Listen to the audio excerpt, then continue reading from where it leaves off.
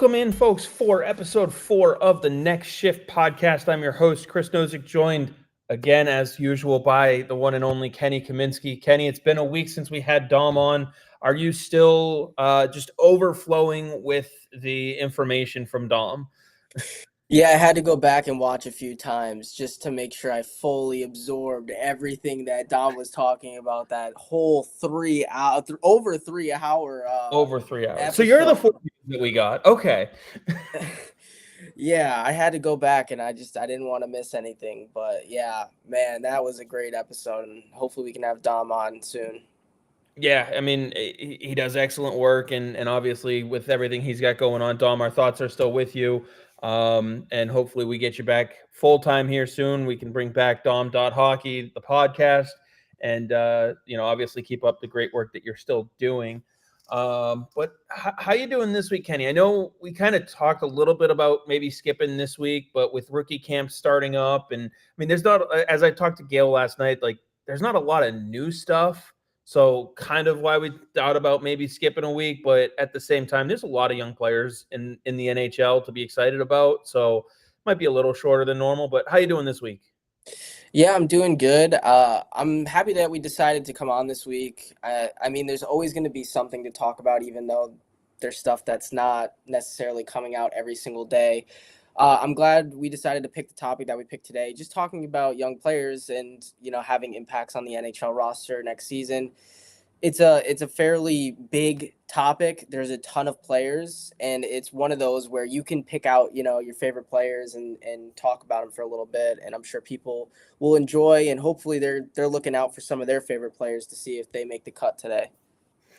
Yeah, as we're going into rookie camp weekend, bunch of little tournaments all around, the country. So, everybody's got their favorite, young player. Everyone's got a favorite player who hasn't played yet, and it's going to be the next big thing. So, kind of with that thought, I guess you could say in mind, who are some of the people? I mean, you can name one, two, three. We could go back and forth, you and I.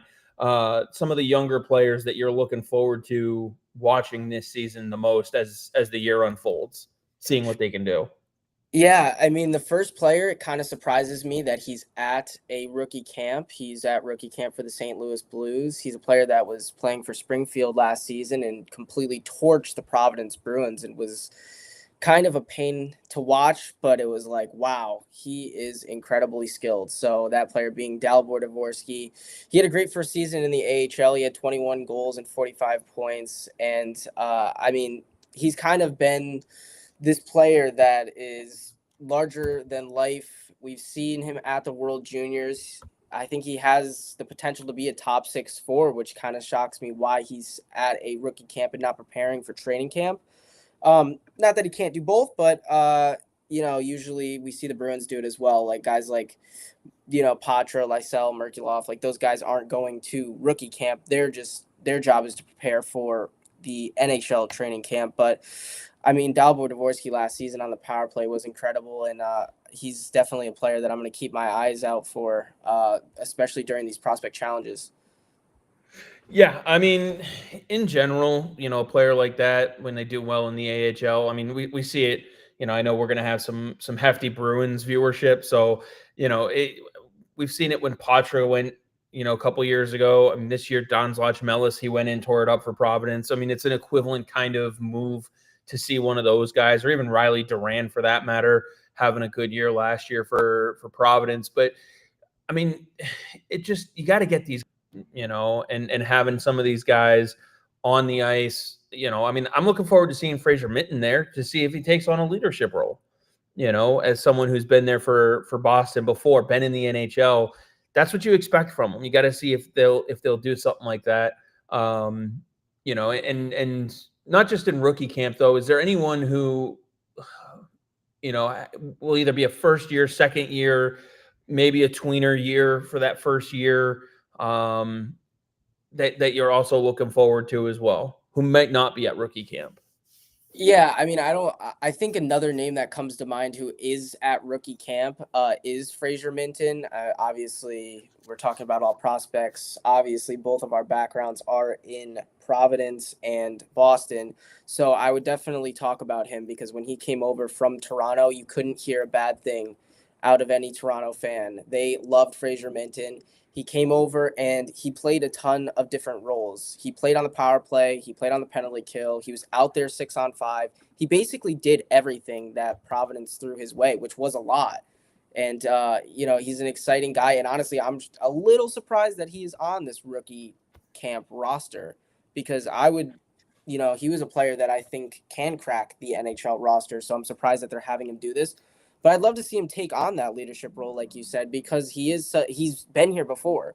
He played for the Maple Leafs for a little bit one season, and then the next season played for the Maple Leafs a little bit, and then ended up finishing out the season with Boston, or Providence and Boston, I should say, at the end of the year. And he was a big piece in the AHL playoffs. So he's proven that even though he may not be a big voice in the locker room, I don't know if he is or not, but he's a younger player, so I would imagine other players would have taken that role. Now it's his opportunity to kind of lead that way, maybe lead and be a voice in the locker room, opposed to just on the ice, because in the AHL playoffs, he was one of the best players Providence had.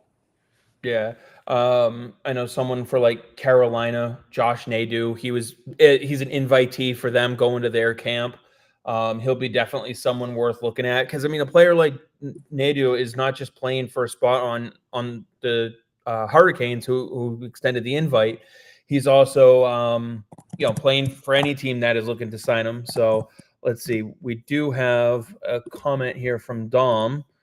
He says that my sources say Brett Harrison knows what he has to do and is prepared to do it. Lots of skill, so I'm hoping he gets it. Brett Harrison, someone that needs to show he's not afraid of the physicality. Dom, I know you and I have had a lot of conversations on Harrison. He's someone that I don't have high expectations for him, nor should Bruins fans have high expectations for him just because the last couple of seasons he has lowered the bar. But if he has it, if it's clicked for him mentally and he can get into those physical areas and not just do those skate bys, then he has the skill. So as Dom says, we just got to know if he's actually prepared to do it or if it's just all, talk. Yeah, it's interesting to see because this feels more like a mental issue. So you could wake up tomorrow and it all just clicks. Like I have no idea. And saying that he's preparing in practice and preparing in games are two different, things. Playing in practice, playing in games. He could be in the corners during practice all the time. And again, I'm not bashing him. Maybe it's true. Maybe he lights it up at the Prospects Challenge. Maybe he shows everything that we just said or shows against it and plays well. And we have no idea. But like I said, it was more of like a mental thing. So it really could show up or it might not show up. Like we have no idea. And the only thing that matters is the games, right? I don't care what Brett Harrison could do in practice. It's more about what is he going to do when the lights are the brightest and all that. But hey, listen, if he can put it all together, he's going to be an exciting player. And I'm sure I'm sure Coach Mougenel will be pleasantly surprised, and I'm sure he'll be able to give him opportunities higher up in the lineup if he's able to prove that he can, do better in that facet of the game. Yeah, and I think too, seeing someone like Matthew Poitras come in and have and push for a good camp and possibly make the roster, if it is mental, it kind of helps him get over, him being Harrison, possibly get over that mental block going, oh, there actually truly is a path if I do this the right way. I know some people like to have the narrative that young players don't want to sign in Boston because the path to the NHL is minimal. But at the same time, the Bruins are still one of only 32 organizations in the league. And if you're trying to get to the National Hockey League and one of those organizations is saying, we will help you get there, you're going to have interest in signing with them to some level. So yeah. I'll say I think Boston and Providence, they do a very good job of kind of developing these players. I think the problem is just that last step of getting them to the NHL. So it doesn't mean you could still come to Providence and be very successful. You can still sign with Boston and be a very, very good player. It's just, it might not work out in Boston. And at the end of the day, I'm signing, if Boston's the only contract on the table, I'm signing it. So yeah, I mean, it's difficult when you're one of 26 other teams trying to go get a guy like Colin Graff or Jacob Quillen, which happened a few years ago. But I mean, I'm sure, so players are still going to want to be in Boston, be in that system, especially with how it's gone right now. Dom asking if Jacob Perreault has been added to the roster. I'm not sure if he's actually been added to the roster or not. Let me see if I can check. That is a good question, but I know, like as you were saying, just getting that opportunity with any organization. I mean, Boston does develop talent. They don't get the credit for it. It's something that you and I have had a lot of conversation about because, if you look at an organization like San Jose, for instance, you mentioned a couple of their other young guys, Will Smith. He's a good example. Who was the other one that you mentioned? Sorry, my brain's Graff. all over the place. Thank you, Colin Graff. He was signed out of the NCAA and was well sought after. So, they obviously wanted to go to San Jose because it was a younger organization that was working on an immediate rebuild with younger players. And yes, they filtered in some older talent to kind of help develop the Celebrinis and, William Eklund as well. By the way, he's someone I'm looking forward to how he has for a season this year as well. That kid can find the back of the net. So, and someone's got to score for San Jose. So he'll be fun to watch. But in general, you can go to San Jose and get NHL time. Like if you're a young player who's good enough to be in the NHL right now, you can go to Boston and you might spend a little bit more time in Providence, but when you're in the NHL, you will stick, even if it's with a San Jose or a Detroit. I mean, look at Detroit. They've been mediocre at best for pushing a decade now after 25 years of making the playoffs. Now, Detroit fans are starting to get worried that there is no true plan. But if you really look at what Yzerman is doing, he's not making a lot of trades. He's building his team through draft and development. And that's going to provide a lot more long-term sustained success.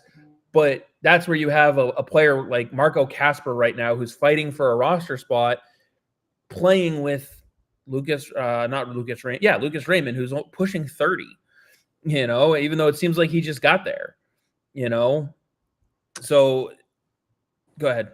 Yeah, I mean, things take time, right? A player might not be ready at age 20, might not be ready at age 21. But I mean, it doesn't matter as long as you get there, right? As fans, they always, especially Bruins fans, they want to see the players up there now. Just drafted an 18-year-old. Oh, well, if he's not in Boston, he's a bust, right?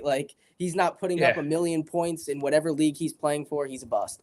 But for the player and the organization, there is a timetable, but at the end of the day, they just want you to be there. They want you to be an NHLer, and they want it to happen within a reasonable time frame, not like the fans' time frame of I need Dean Letourneau to put up 50 points at Boston College or he's a bust. Yeah, in his first season when he should be in the USHL still. Yeah. And from what I'm finding, Dom, I have not seen him added to the roster. I think he's just on a PTO. He's on an AHL only deal. That's what I'm seeing now. Let's see. This is from the AHL itself, from their website. They've signed Jacob Perreault to a 1-year AHL contract.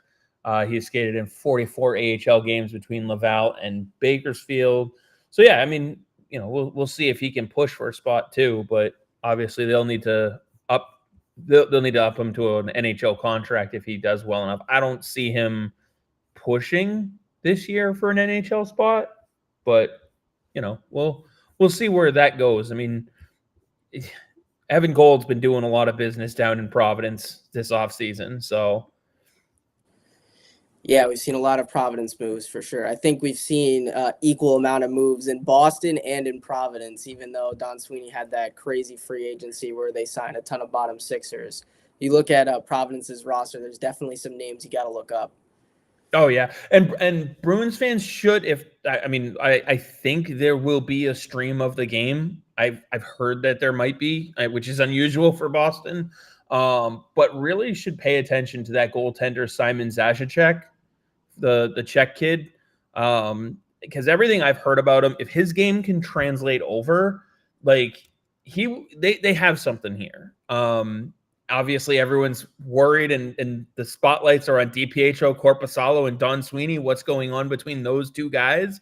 But Zajac could be the player that makes you feel okay with losing one of those other two, however it is, whether it's trade, waivers, whatever. His talent is there, and obviously Luke Kavalin. I'm going to butcher that name every time I go to say it because I'll say it too quick. Yeah, I feel it. He's had some success going between the ECHL and the AHL. So, a decent possible backup there if and when you need it based on who gets through waivers. So, there's a lot of interesting things to see in camp. I mean, whether Artem Levshinov can make the Blackhawks out of camp, that'll be another name to watch, Yeah, I have another player that's going to be playing in the Prospects Challenge for his team, and he was a very fun player to watch at the NCAA tournament last year. Alex Bump, who I believe finished the season with Lehigh Valley. I mean, yeah, he's a gamer. He's a guy that shows up in these big events, and these events aren't big for the fans, but they're more big for the players and getting their name out there. And if it's streamed, the fans, their diehards can really watch him play and all that. And he had a very good end to his season with Lehigh Valley. He put up 3 points in the last 2 games, and then also put up two goals in the playoffs. And his NCAA season was great as well, putting up 47 points in 42 games and just leading that Western Michigan team all the way to the NCAA championship. Yeah, and real quick, I know if I don't mention this name, Dom will kill me. The Bruins do have Dylan McKinnon on an invite to camp. So, he'll definitely be someone worth watching as well. I know that's a name that we've talked about before. And Dom mentions that New Jersey streams their games on YouTube. It would be nice if every team did that. Like, I'm not even looking for high quality streaming. It's a Prospects Challenge tournament. Like, I'm not expecting replays and all these things that you get from an NHL broadcast. I'm not. Like, it could look like a dude is standing there at center ice just holding his phone for all I care. It's cheap enough to do. Let's be honest. I mean, one team for the team brings a camera. One team brings a camera, and that's it. Like, also, I mean, listen, for Boston, they're playing in Buffalo in the Harbor Center or the Harbor Center. It's it's a nice facility. Like, it would be shocking to me if they didn't have cameras set up around the rink, especially since Canisius plays there, the college team in the NCAA. So, like, there's definitely ways to do it. And last year, Boston did have they all kind of did the same type of stream, and some of them didn't have announcing, but like, that's fine. One did. That it just something to be able to watch. I'm not looking for Jack Edwards here, man. No. I'm not. Well, I'll tell you, it was far from Jack Edwards, but yeah, I know. Honestly, the silence is fine too. Like, the whole point is if you want to watch those who want to watch the game will find the stream. Like, you're not doing it for the casual fan anyway. So, and also former Bruin Ryan Mast is going for Chicago as well. Just thought I'd throw that in there. There are going to be some names at these tournaments. Obviously, most people are only going to focus on the one for their team as much as they can. But, it does suck that the NCAA players can't go. How much fun would it be to see, Caden Lidstrom at this tournament? Someone like that. Yeah. Trey Augustine at the tournament. Yeah, well, speaking of a Michigan State player who will be at the tournament, Isaac Howard for the Edmonton former Michigan Oilers. State. Former Michigan State. Not at Michigan State right now. Would be at Michigan State right now if the Tampa Bay Lightning didn't trade him, but they did. So he's going to be suiting up for the Edmonton Oilers. And yeah, he's a great player. Like, watching him last year at the World Juniors, you're looking at James Higgins. You're looking at guys like, two seasons ago, you're looking at the World Yeah, I know. Juniors. I can't believe it's already 2 seasons ago. I know it's truly unbelievable. I'm like, I swear I just remember watching him play. He had his first season at Minnesota Duluth, decided to transfer, and just became an icon there at Michigan State. Yeah, last season he put up 52 points in 37 games, beyond ready to make that step to the NHL level. I don't know what necessarily went down in Tampa, but I heard it was just disagreement on the way that he wanted to be, or the way he was going to come into the league or something like that, and he threatens to go back to Michigan State, which it sucks that the NHL would lose a player like that, but as a college fan, I would love to see Isaac Howard push 60 points this season and play for Michigan State and, be with Trey Augustine and all those players over at Michigan State. But it didn't end up happening. He's going to be suiting up for his first NHL professional kind of experience here at the Prospects Challenge for the Edmonton Oilers. Yeah, and it's funny that you mentioned how long ago it was for Howard. I remember watching. I mean, first of all, let's all not forget COVID is now pushing 5-6 years ago. All the lockdown and all that stuff. So that'll age you real quick. But I remember during that lockdown or prior to it, watching as a young Mason McTavish took over the World Juniors. So, it's age is catching up to us real quick. But I mean, McTavish still doesn't have a contract after his first ELC. So that's a situation. Actually, I will pose this question to you. I asked Gail last night. We have enough Bruins following that I can pose it to you here as well. And I expected the answer from her. Would you personally consider trading James Higgins if he was the centerpiece in a deal to bring in Mason McTavish?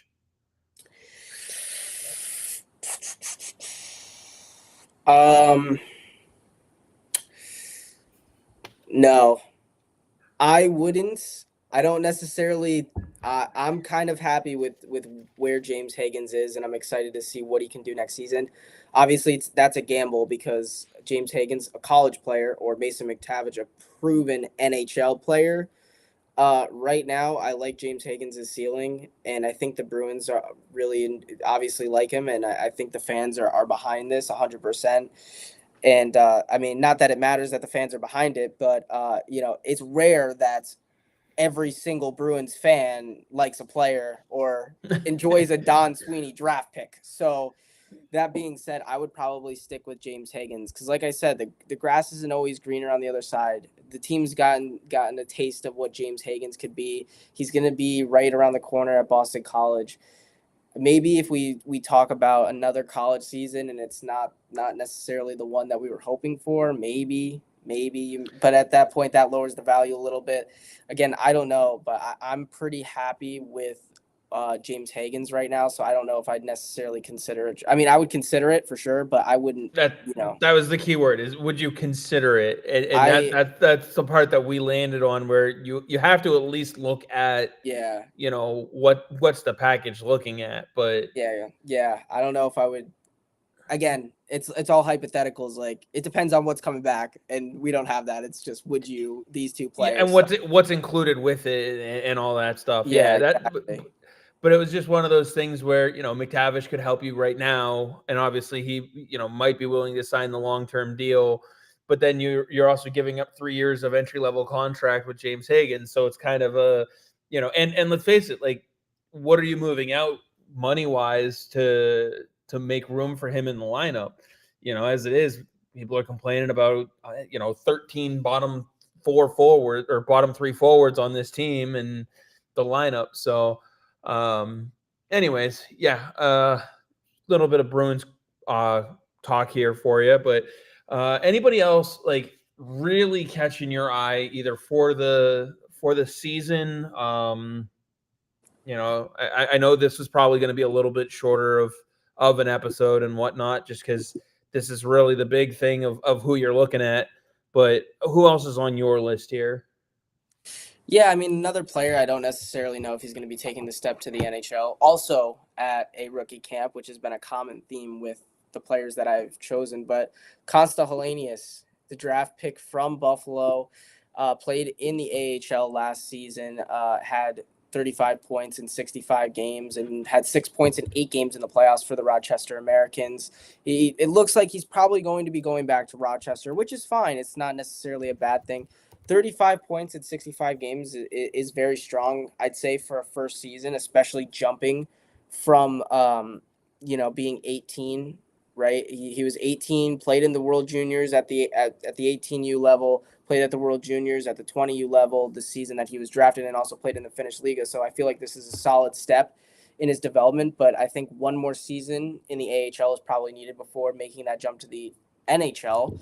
But he's a player that I'm happy is going to the Prospects Challenge because he kind of reminds me of a guy like Luca Del Bel Belluz, who played last season for Columbus and the Cleveland Monsters. He played for Columbus in the Prospects Challenge.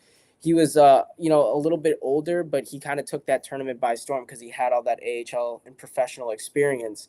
So this tournament is really for the guys with that professional experience and to see what they can do. This should be a clinic for most of them, and the younger guys can make a name just by hanging around, I feel like.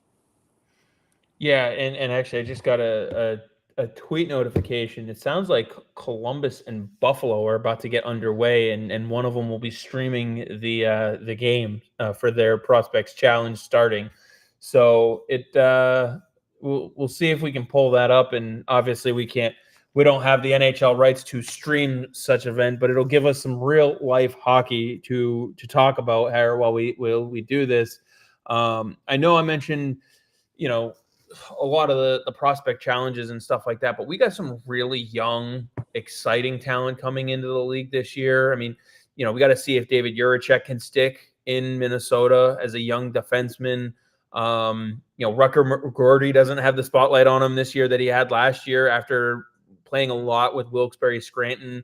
But then Jimmy Snuggerud, Ryan Leonard, those were guys that came in towards the end of their season after their college seasons ended, not in ways that they were hoping for. And now we get to see if they can push for full-time NHL jobs.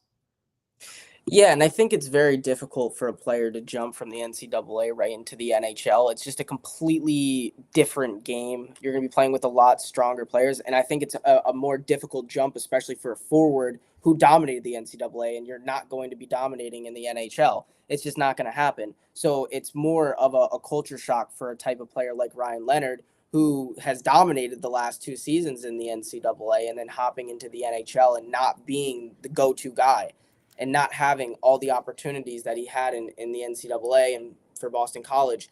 So, he's a player that's going to be interesting. And touched on Rutger McGroarty. I'm glad that he kind of had, this season, this past season that he played, makes a lot of noise, ends up getting traded from Winnipeg, doesn't want to play in Winnipeg, forces a trade, does decent with Pittsburgh this season, 3 points in 8 games, not terrible. Had a sluggish start with the Wilkes-Barre Scranton Penguins, and I know as soon as he started and he started to struggle a little bit, fans were just waiting to just knock on his game because of what he did and how he left the Winnipeg Jets. But he ended up finishing the season pretty well with 39 points in 60 games for Wilkes-Barre. So, I'm excited to see what he can do this season now that all the eyes are kind of taken off of him and not necessarily waiting for him to fail again. Yeah, and Dom, thanks for jumping in. Always love the comments. Hopefully you are doing all right. Everyone in the family's okay, and you have a great rest of your night as well. Always thanks for stopping in, and hopefully we can get you on again soon. So take care, and have a great night.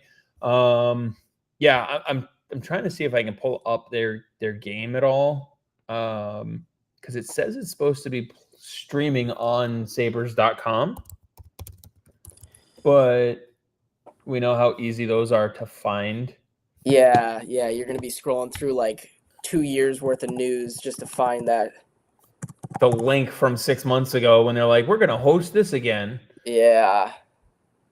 But, I mean, the Sabres are just a young team overall. I think if most people looked at their roster for this camp, people are going to sit there and be like, who are these people? It just, I mean, all of their young guys are on their roster, and I think they've played too many games Yeah, to I mean qualify. every young player is kind of making that jump already. So they're probably like, I mean, and also like if you're an NHL player, that like what's your, even if you don't play the amount of games or have the amount of time that you needed, like if you're an NHL player, like why would they force you to go there and play when you're already going to be on the roster, right? It doesn't matter. There's a Although, few. go ahead. No, you're good. You take No, it. I was gonna say you go first because I will say there is one name though that I would definitely be interested in keeping an eye on if I'm a Sabres fan or even Yeah, in the Atlantic Division in general. And that's their right shot defenseman, David Bidkowski. I don't know if you're familiar wow. with him at all. I had a different a different defenseman in mind, but Go you ahead. take. You go I first. was I was talking about Ratty Murdoch. Okay. Yeah. So I was shaking my head. I was like, yeah, I know. You just and then no, So you kind of went a different way with that. I like it. so Bidkowski was 71st overall in this year's draft. So still very fresh. The last 4 seasons have been with the Oshawa Generals and Owen Sound Attack in the OHL. But this dude is 6'5", all right, and he's built like a tank at 220. And he is known for his hits. All right. Like think Jackson Edwards meets third round talent. Like Fun. exactly. Seeing how he can do. Obviously, as a third round pick, not a fully polished player, but definitely someone who will punish you against the boards. And he's got the frame to do it. Like this is someone. I mean, and it's a right shot. Like the right shot D is probably the most premium position right now in the entire league. They just traded for one because they have none in the NHL level that are really. They got guys playing on their offside just because of who they are. But that left side is locked up for a couple seasons now, and if they can get a good showing from a guy like Bidkowski, they'll be better than I think people think if they can get someone who can get crowds riled up with physicality from their blue line. Yeah, and I think that this kind of goes back to what I was saying earlier. Obviously, not incredibly familiar with the player, but from what you're saying, he's one of those guys that's a younger player that you're just hoping, stays around these older guys, right? If he's a guy who he can make waves, make big hits, deter players from making a million moves, and these older guys, this is supposed to be their clinic. They're supposed to dictate the play. And if a guy like Bedkowski can come up and make hits and make them second guess themselves, then he did his job, right? He's not necessarily a point scorer, but he's gonna do his job. And I just got a notification that the Sabres have signed another goaltender to a 1-year contract, $825K deal, Alex Georgiev. Yeah, I literally saw that on their page right now while we were looking for the prospects challenge link or whatever it was. I mean, that's a decision. Yeah. Yep. I mean, what I look at a move like that and I go, what does that tell you about how they feel about UPL? What does that make you feel about Devin Levi, who's been sitting in Rochester dominating? I actually don't hate it when it comes to Levi's position because they are finally showing restraint on not calling guys up before they're ready. I know Boston fans harp on Don Sweeney for calling guys up never, but like Buffalo is a prime example of what happens when you get a 19-year-old in the NHL too soon. I'm not necessarily against what you're saying, but he was dominant. Oh, absolutely. And I'm not gonna act like he didn't play at all in Buffalo, and I'm not gonna act like he deserved more time. But this is another season, right? So You're signing him for this season. What does that say about Devin Levi? He's going to probably be in the minors for most of this year. Maybe. I think he could use it. I know he's dominating the AHL, but we said the exact same thing about Dustin Wolf 2 years ago. And then look at the rookie season he had. Like the first full rookie season he had. Devin Levi's had some time in the league, and I think having the extra development time is not going to hurt him. And I know I'm trying to check and see when his contract is up. Let's see, yeah, because he's got 30, a little less than 40 games under his belt at the NHL level. And he hasn't played bad. Don't get me wrong. It's just, I don't think the team in front of him is what you want to have in front of a goaltender who's still barely 23 years old and still finding his game. You know, I will say, you know, if you compare his development, because guess who's another goaltender who's right behind him by about a year in age, but probably about 2 years behind him, maybe only a year in development wise, Cameron Whitehead. And he's with Vegas. And let's put it this way. Could he beat out Akira Schmid in that backup role? I mean, his ceiling absolutely puts him there. But if I'm Vegas, I try and leave him down in Henderson and let him dominate this year, as good as he might be. Because, I mean, let's face it, he had a hell of a career at Northeastern, you know, and last year was just lights out. Actually, his last 2 seasons was lights out. But you don't want to push a guy like that just because he can do it. Sometimes it's holding the reins back that helps him develop long-term better. Yeah, I don't really have a rebuttal for that. Yeah, that makes sense. Good, that was the plan. No. Yeah. Yeah, no, that makes total sense. It's not necessarily about if he's ready or not. It's more about the team in front of him and could he benefit from more time? And I guess both of those are true. The team in front of him isn't great. He could benefit from more time anyways. Even though he could take a backup role, doesn't mean he should, right? Doesn't mean he should be splitting games in the NHL. So that's great. Cameron Whitehead.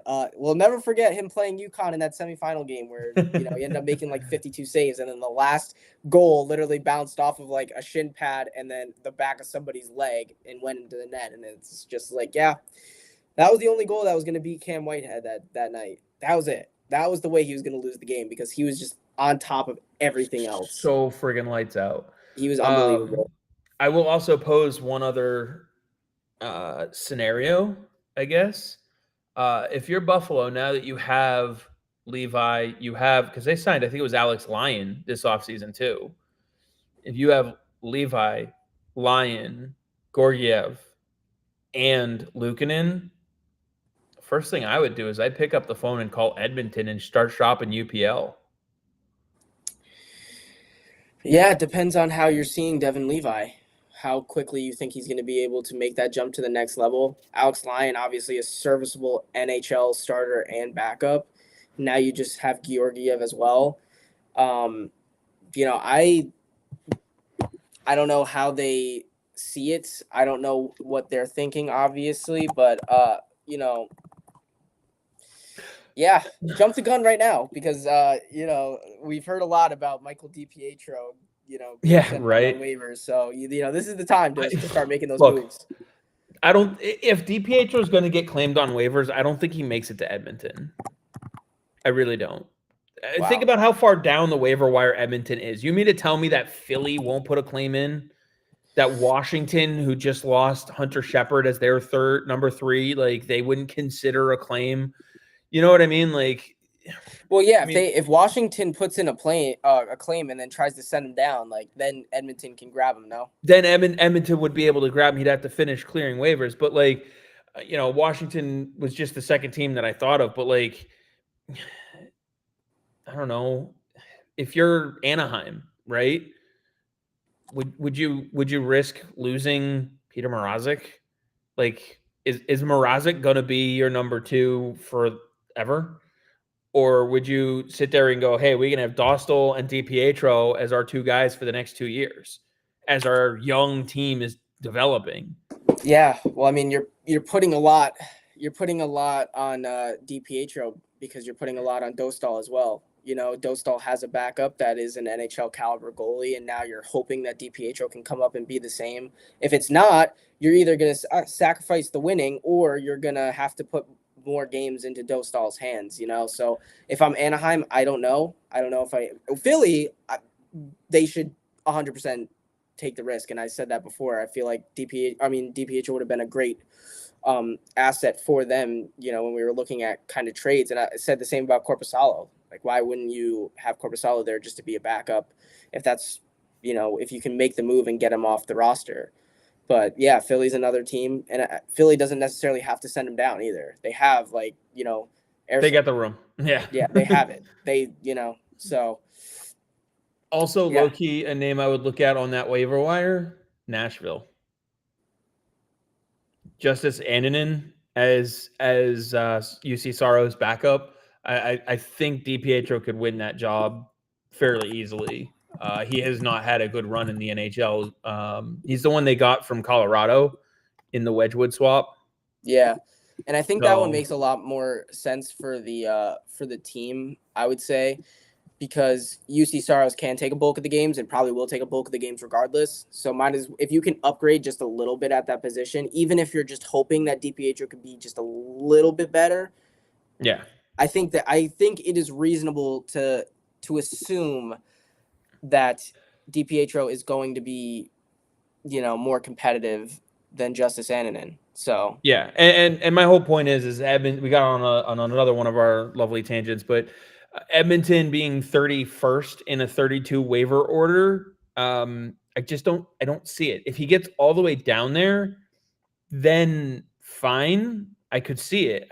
There are 30 other teams that would look at him and have to pass and assume their goaltending is better without DiPietro than Edmonton. And even then, it's Skinner, DiPietro. Like, if I'm Edmonton and I'm going to make that move to adjust my goaltending, I am going after someone I know for a fact will be better because I have Skinner and Picard.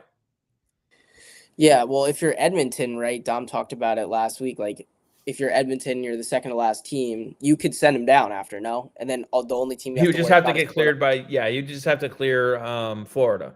Yeah, so, I mean, is Florida going to pick him up? Probably not, even if he's on the waiver wire. So Edmonton can, you know, send him down if he doesn't beat out any of the other goalies, and just having him in that system just in case, it's not a bad thing. So, you know, it just depends. You know, it depends when Boston makes the move, because maybe Annunen has a good preseason. You know, maybe that's the tandem they want to run with. You know, maybe, you know, whatever, the goaltending situation in Philly turns out, hey, listen, this is going to work. This is going to be fine. So, you know, whatever. Like, it depends. Obviously, it's all about situation and what it is then. Yeah, and I look at the other potential options that if you're just going to make that kind of move, if I'm Edmonton, you have to be assured a guaranteed improvement, and I'm just not sure DiPietro does that. And someone like Luukkonen with that defense in front of him, that offense in front of him, I mean, let's face it, that's been Buffalo's biggest issue, is they can barely get enough goals prevented despite when they score a lot of goals. So, like, Edmonton's just a much more well-rounded team. And maybe it's not Luukkonen. Maybe it's Alex Lyon who's the one that they can shop. Yeah, and I think both of those would be decent options for Edmonton. And like I said, I'm not saying DiPietro is going to be an NHL goalie. I'm just saying, if Boston decides to put him on waivers and it gets to Edmonton, now Edmonton has a very good chance that they can put him in the AHL. And, like, why wouldn't you? Why wouldn't you have that extra goalie? I'm not saying Edmonton should grab him because he's going to be a bona fide NHL goalie. If you want something that's a surefire thing, nothing's surefire. But you could go with Alex Lyon, and he's more of a sure thing than Michael DiPietro at this point. So yeah, and in general, you're doing that via trade anyway. You're not looking necessarily at the waiver wire unless someone. I mean, Luukkonen just signed the extension there too, but that's where I'm not sure what they were thinking comes into play. And as I'm looking at their roster, I can't believe Rasmus Dahlin's already 25 years old. I know. I Just feel like throw I was just watching him at the World Juniors. just and you mentioned Devin Levi. I mean, he's still young, but he's 23. Yeah.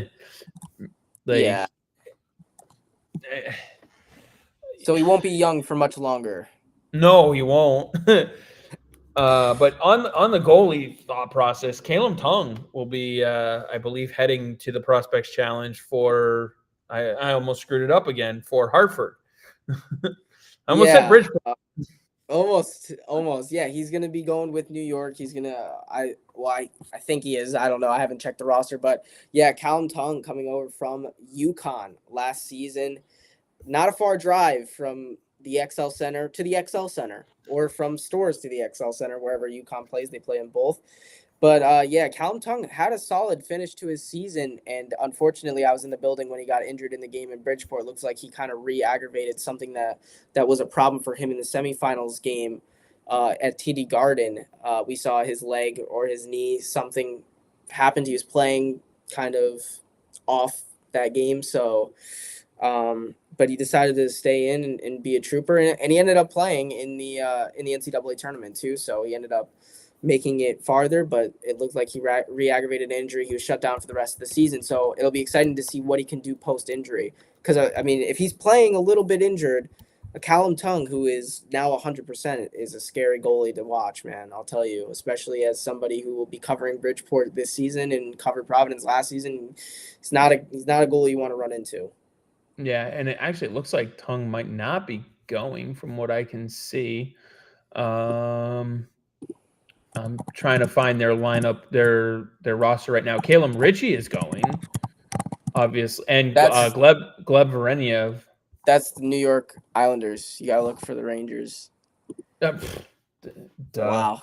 I did it You again. you just made that correction too. That's crazy. I know. Well, you were talking about it, and I don't know. Yeah, I I just typed the know. wrong My bad. thing. I put too much. I put too much in there. I put too much in motion. Hey, guess what? When you look at the right team, he's going. Yeah, he is. Yeah. So guess what? He's going. So it all works out. And he'll be It all going works out. against. He'll be going against Caleb Ritchie and Gleb Varemyev. Yeah, it's all good. And then you look at another hockey goalie that's on this roster, Hugo Olas, played for Merrimack. 6'7", unbelievably tall goalie. Played both in Bloomington and Worcester last season. So, you're close. Worcester is the ECHL affiliate of the New York Islanders. So, it all just kind of like works out, Yeah, I mean, there's a reason why they're constantly on the brain, I suppose, right? Yeah, exactly. Like there's just too much going on. Let's see. I was also pulling up because you mentioned the height of their goaltender, and that just made me think of the Russian kid in Philly who's not panning out. And I'm like, well, size ain't always size ain't always what it's cracked up to be, and that just made me wonder who Philly's got at their camp. No, yeah, he was. Oliver Bonk will be going. That'll be Yeah. He'll be a good one worth watching. And you mentioned Alex Bump. Yeah.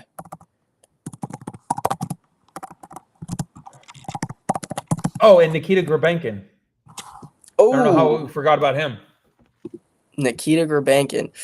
Yeah, that was a good trade. And Jet Luchenko. Jet Luchenko, Goal Storm. Did he play with Patra? That's a good question. Dom would know, but unfortunately Dom already left. Let me take a quick look here. Jet Luchenko 03 or 23, 24. Ooh. What's that? No, there's some good players here. Devin Kaplan played for BU last season. Yeah. Jack Nesbitt, first round pick for the Flyers, I believe first round pick. Yes, first round pick 12. Unfortunately, you're not going to be able to see Porter Martone, but Denver Barkey as well played for London. Carson Dortwert, also Michigan State player. Yeah, Sorry. very good player. You're good. Luchenko played with Matthew Poitras in 22-23. Poitras was the leading point scorer with 95 points in 63 games. Jet Luchenko was 15th on the team with 14 in 46 games. Wow. Yeah, Fedotov not going to the Prospects Challenge. No, he's not eligible. He's too old. Yeah, yeah. And he's played in too many games, I think. I know the I know the I just don't know what it stipulations. is for the. Yeah, I don't know what it is for goalies. I They're know Dom talked different. about the players. Yeah. But I mean that just yeah, I mean that's just jumping around here. Fedotov definitely kind of came to mind there. Obviously we talked about Kalem Tung going into second seasons. You've got Macklin Celebrini, Artem Levzhinov. I mean, Will kind of Smith, season you and a said. half. Will Smith, Ivan Demidov, Lane Hudson. These guys are all going into their second season in the NHL. And Yeah, Matvey Michkov as well. yep, Michkov. You know, we Yeah. talked about Perot and Leonard earlier. Just trying to go back to my list of some of these other young players. I mean, Boston obviously got Fabian Lysell trying to make the team. Logan Mayu just got traded Logan May. for.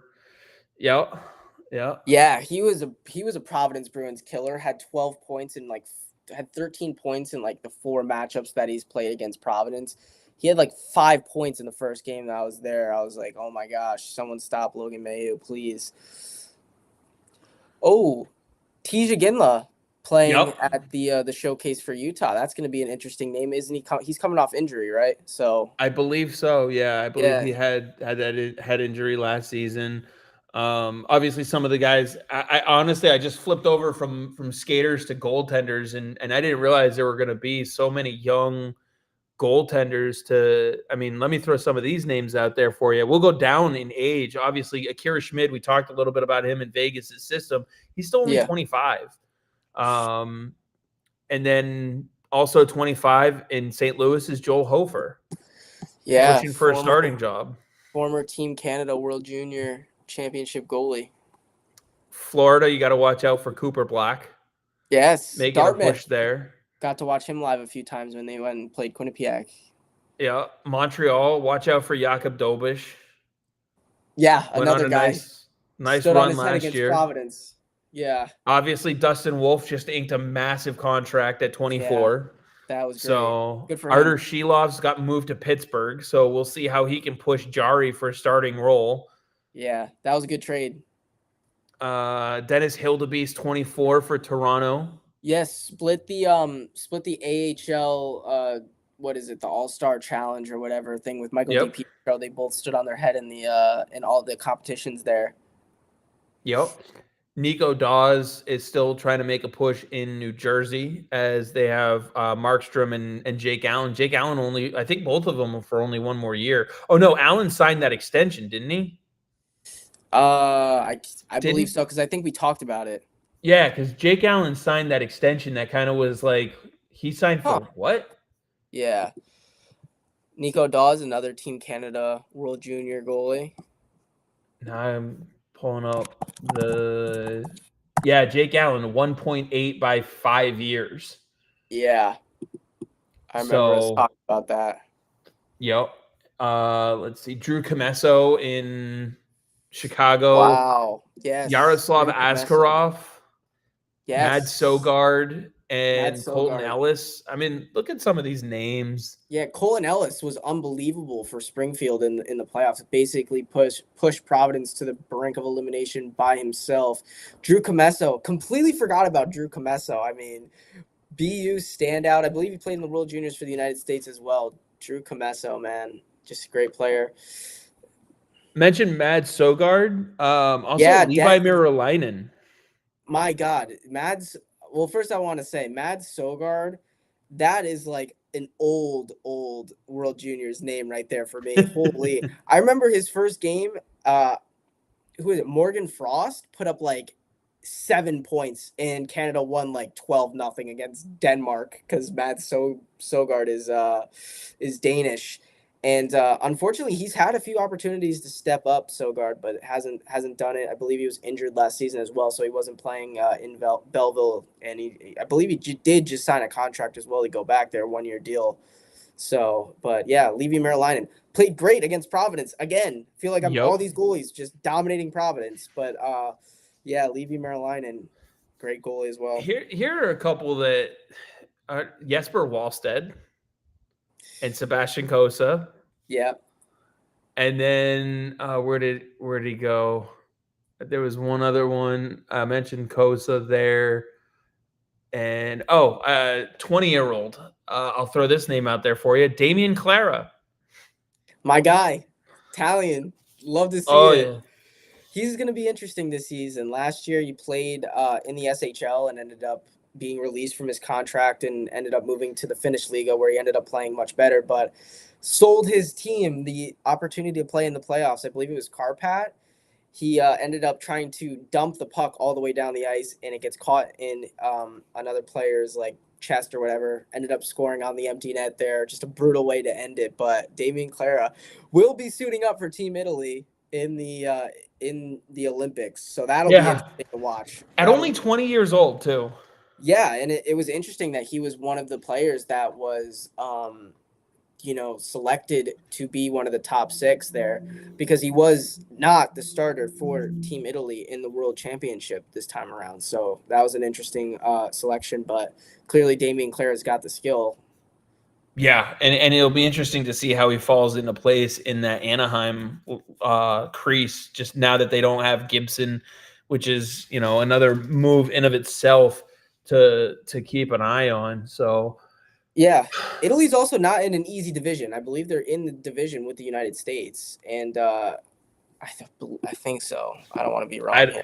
I was going to say, I'd have to go look. I haven't looked at that in quite a while. Yeah, neither have I. The last time I looked is to see where, like, Team Latvia, when they made it, where they were going to slot in. I'm still, not that I've been looking heavily. I still haven't been able to find their stream of this game.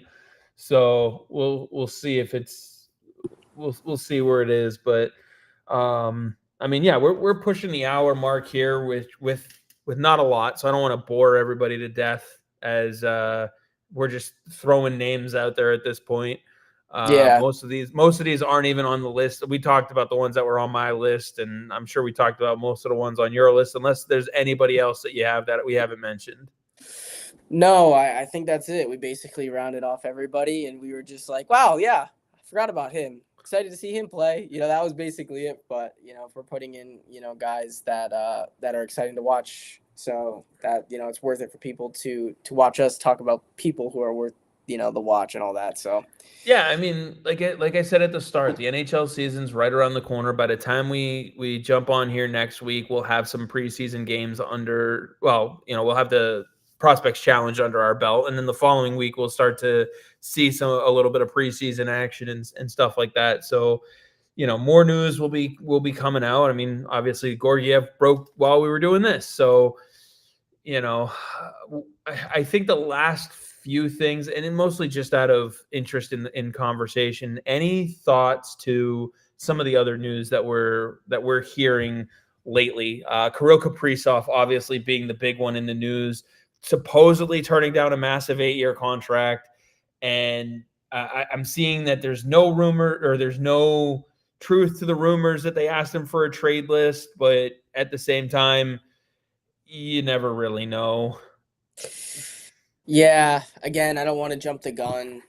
That's, it's unfortunate. Like, we work in the media, so that's kind of what it is. You jump the gun, you make something bigger than it isn't. But it really isn't anything yet, right? How many players turn down contracts and you have no idea and it ends up working out? I don't think it means that Kirill Kaprizov isn't open to still playing for the Minnesota Wild. So nothing really on that front for me. It's just going to be a massive contract. I look at it same way as, with McDavid, as with, Jack Eichel's name seems to be going under the radar. Uh, would you put money on all three staying with their current teams?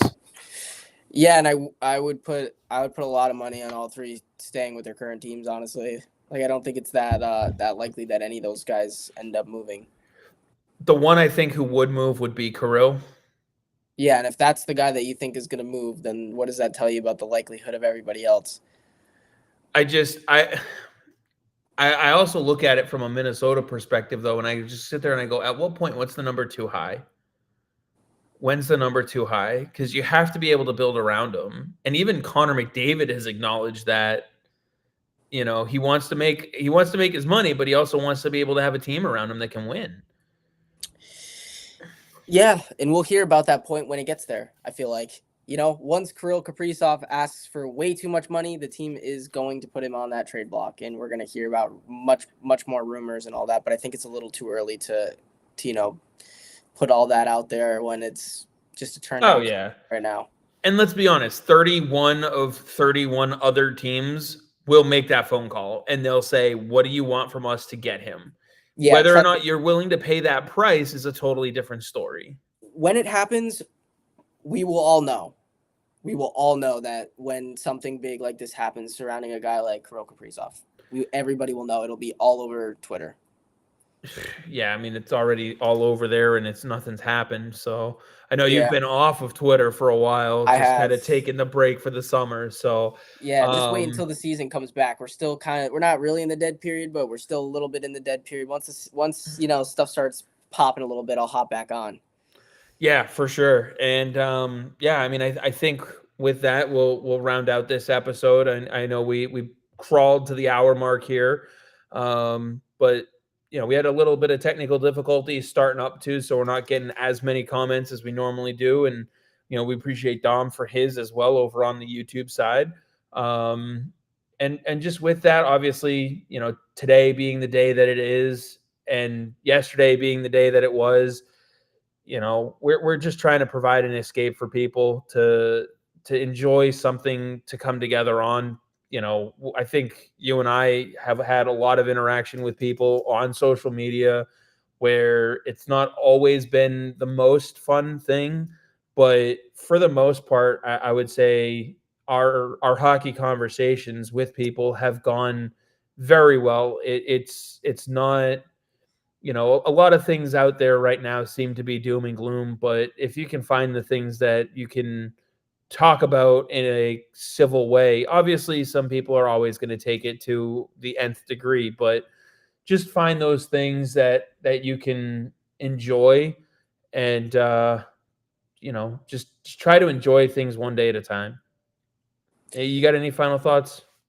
Yeah, I think that sums it up. And regardless of how many people watch or how many people comment, like, it's still nice to get an episode out there once a week. It's still nice to come on here and talk for a little bit, even just for us. So at the end of the day, it kind of works for everybody, right? We're doing it for us. We're doing it for them. People out there are listening. They get to enjoy the episode. And even if it's only one or two people that enjoy the episode, that's one or two people that enjoy us talking for an hour, basically rambling on about players that we're excited to see. So that's pretty extraordinary, like, just as it is. So I think that's it. Like we're usually could push, like, I don't know, 24 hours, honestly, the way that we talk after, like, we could push forever, but not a lot of stuff happening. So it's all good. That's why we got an episode out. Nature of the off season. I want to thank everyone for listening and downloading. And, we do have a lot of exciting stuff in the works here. Obviously, some of it will be coming as the season gets closer, just because, some things just aren't ready. But, Gail and I are back to doing Wednesdays every week. You and I are doing Thursdays every week. We'll find something. They will be broadcast live as we record them. They'll be pushed out as pods. Obviously, we got the social channels. I want to hear from folks, whether it's on YouTube comments or Twitter inbox, wherever. I'm pretty accessible. I know you are overall too. I'm curious who other people are excited to watch this season. So that's the fun of an episode like this. While we didn't necessarily get all of the names spewed out there in the chat that we've had in the past, I know, like I said, there's been some technical difficulties, but we'll continue to smooth those out. This is still a new show for the two of us, so we're working on some upgrades and some fun stuff. So thanks everyone for watching. And Kenny, any last words? That's it. Let's get it to hockey season, please. Hockey season's almost here.